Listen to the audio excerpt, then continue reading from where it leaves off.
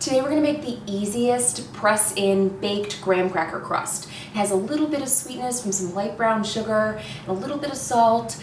It is perfection. It's a perfect base for any pie that you're making, whether that be key lime pie or even like a s'mores pie. The world is your oyster. Let's get into it. So, key lime pie, obviously the first step we're going to do is we're going to make our pie crust. This is a baked pie crust. You can also make a no-bake graham cracker press-in crust. Shh, I won't tell anyone. It's all our little secret. But we're going to bake it. It kind of gives an extra crispy layer to, you know, the pie at the end. So, one more step. But first thing we're going to do is melt our butter. So put your butter in there. And we're just going to turn this on low and let it kind of just, you know, melt while we chit chat. You can also do this in the microwave. Nothing wrong there. This makes a 9-inch pie crust. You can also make an 8-inch or probably a 10. It'll just be a little bit thinner. So you can definitely just use this recipe for any of your pie baking needs. I've got graham cracker crumbs. I buy them pre-crumbled because don't have time for that. But you can absolutely just kind of crush or pulse in a food processor graham crackers and till they're crumbs. Easy peasy. A little bit of kosher salt, a little bit of light brown sugar. Okay, so our butter is melted. It's like just melted, it doesn't have to be boiling, or like you just melt your butter. Okay, so you pour your butter in and then just kind of go ahead and mix it up.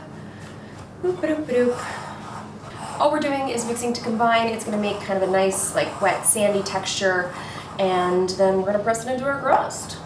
Pretty simple, huh? Yeah, I know. Okay, so now we have our mixture, and I've got a pie dish here. This is 9-inch. It's like slightly deep. And then we're going to pour it into our pie dish.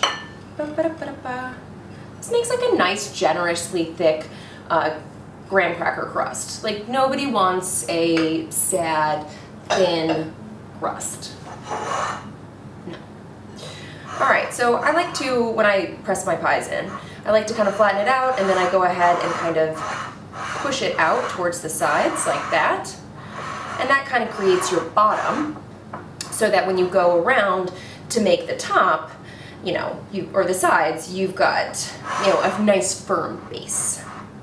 So, and then I like to go through around and I press out with my hand like this, and I keep my thumb here to kind of keep a nice edge. Okay, go ahead and press it into your hand. So this way, like, your thumb is providing resistance. And then I'm just gonna go ahead and like use the rest of my fingers like this because it's a little bit stronger, and go ahead and press around like this. I also like to go ahead and kind of press in to the sides like that to make a nice, so that you get a nice side of your pie, right? Again, if you just want to press it in there and say, I'm done, Lindsay, totally cool. Totally cool. So then we're going to go ahead and just keep pressing around. And then my last step is I like to just kind of take my thumb and press down that little like lip that I've created. All right, and now we've pressed out our crust. Super easy. I've preheated my oven to 350 degrees, so I'm gonna pop this in there. It's probably gonna bake about 10 or so minutes. We just want it to be kind of like golden brown. It's already golden brown, but you want it to kind of brown. You want it to look a little bit set and not wet.